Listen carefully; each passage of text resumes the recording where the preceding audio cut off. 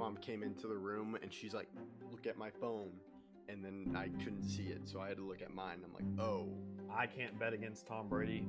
I have the Bucks winning 31-27 and Tom Brady going to his 10th championship. Yeah, and I really think the Clippers' chance to win the championship was last year. And they were up 3-1 against the Denver Nuggets.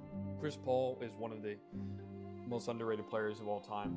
He's been the best player wherever he goes, and that includes with the Rockets. You said you can't bet against Tom Brady, and as a Cowboys fan and what I just did last weekend, I am not going to bet against Aaron Rodgers. Yeah, Connor McDavid, Leon Draisaitl. I mean, that's all I can really say.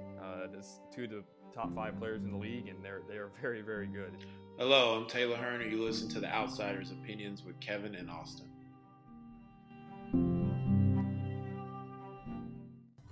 What's up, y'all? Welcome to our MLB Opinions of the Week, titled Will the Streak Last? And there are a lot of streaks that we could be talking about our own or other streaks that's happening, but the king of maintaining the streak with his hot sports opinions, Austin. Yeah, I don't know. With how the Rays have started this year, they may be taking me over in that streak. But let's talk about them first. Do you think, how long can they keep this up? They just keep winning. They don't look like they're going to slow down at all. And this is one of the best starts in the history of modern baseball. Well, as we're recording right now, it is currently tied. So I believe they can still do it. I think it just depends on their schedule. Like, they've played some easier teams so far.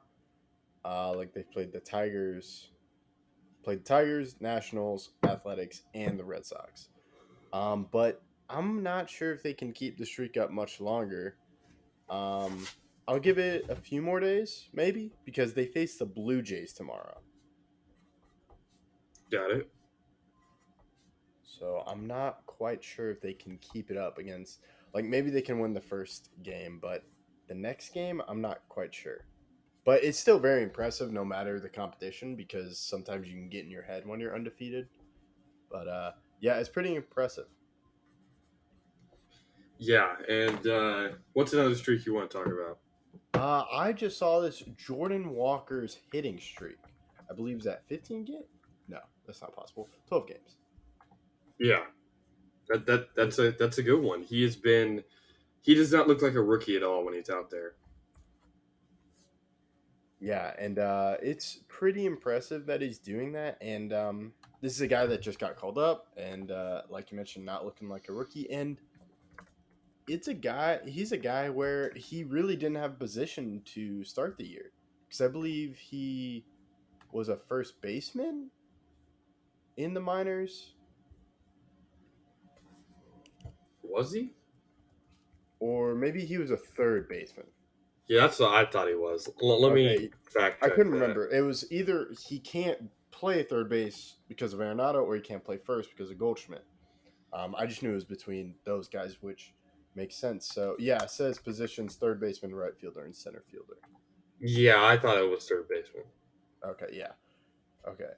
Which is pretty incredible that the Cardinals are just churning out hitters, because you have Tyler O'Neill, Jordan Walker. There's also Juan Yepes, and it's something that's pretty impressive. Yeah, what's crazy is that he never even played AAA ball. He played AA last year, never played AAA, and this year got called up, which is not something that you see extremely often. Yeah, it's something more that's happening recently, and I mean, like, last year we saw it with Michael Harris. Was a Strider had pitched in AAA, correct? I think so. Okay, I know Von Grisham hadn't, but yeah, it's pretty impressive. I did not know he hadn't done AAA. And then that was one big streak. Is there another streak you're thinking of? I mean, there's a good bit of earned run streaks. One that somebody does not give up any runs to a certain number of innings. Let me try to find probably the only starter streak that has one left that's played the total number of games, like to be on the stats leader, is Drew Rasmussen, who plays for the Rays. Two starts, 13 innings, 0 earned runs. Wow, and it looks like the Rays. To go back to the Rays, it looks like they're all playing really well and living up to what I believe, because you have Wander back, Brandon Lowe is healthy, um, and then of course and then their pitching, of course, is amazing. Um, so that's just something like I thought the Rays to be good, but to be off this hot start is pretty incredible to me.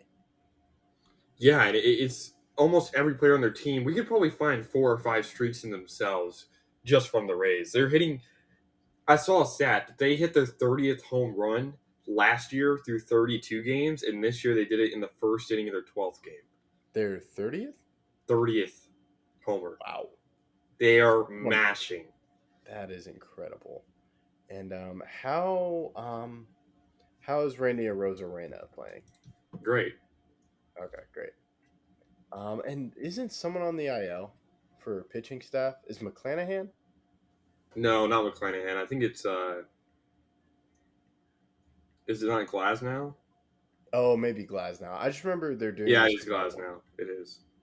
And it's just incredible the type of talent they are able to produce while they are incredibly low on the payroll, which hopefully changes. Like they hope extending.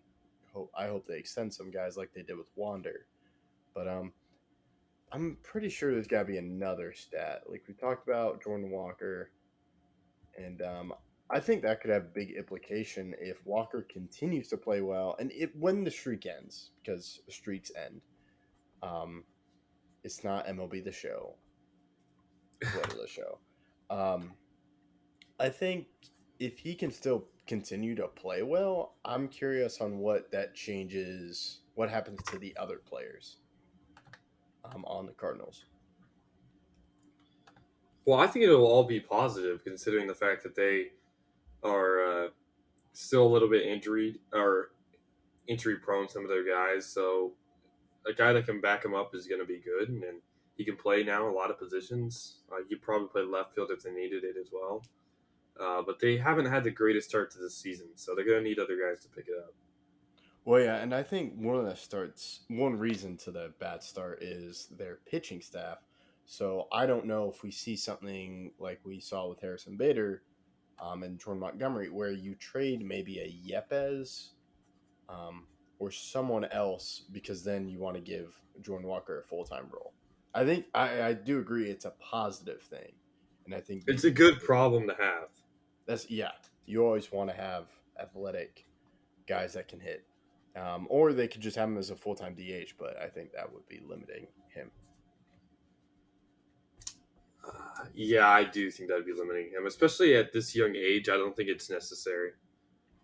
But I do think like you could split time with Tyler O'Neill, who has struggled with injuries, and Jordan Walker. But yeah, that would be interesting to see if they keep it up. Because he's not. I don't know if he's played center field. It listed him as center field, but I don't know if he's played center field in the minors. In the minors or in the minors, or well, just saying like to see that, like have those reps in the minors before you play in a major league game. Yeah, in center. True. I mean, but for example, Alex Gordon, who is one of the best defensive left fielders ever. People always say that he's the best defensive left fielder because he has all these gold gloves, but I'm always saying Brett Gardner, and you know that because they always just messed over him. But Alex Gordon started his career at third base. He was a third baseman. He never played left field in the minors or high school or college or anywhere else, and they just moved him to left field. And I'm not worried about left field. I'm worried about if they play him in center. I don't think it's all that different. Okay. Well, he has more ground to cover, but he's maybe I was thinking of wrong. Like you probably if you played an outfield spot, because Jazz Chisholm was never played. That's the problem. Yes, it's not the center. Okay, that's as long as you played outfield before. That's why guys normally are listed or in the show or anywhere else that they can play left, center, right, because like Judge had never played center field before, and then last year we put him in center field and he's fine. He's still good, and that's because he knows how to track the ball. Yes, you have more ground to cover, so it's a harder position. in most ballparks, because there are some ballparks where left field is massive or right field is massive. But while it is maybe harder, it's just the experience of catching fly balls in that environment, knowing when to call guys off and all that stuff. And I think Jazz will be fine. He's missing diving catches that he probably shouldn't be going for and letting the ball get by him. And he's just not used to it. It'll probably be until next year until I'm confident for him defensively as a center fielder. That's true. Yeah. It must have been. I should have enlarged it to outfield because that makes sense. And you made a good point bringing up one of the best defensive left fielders, not the best defensive left fielder. Is there any other streak you want to talk about, or do you want to end it here? I think I'm all good. All right, and I'll give you one more update on Tampa Ray's game.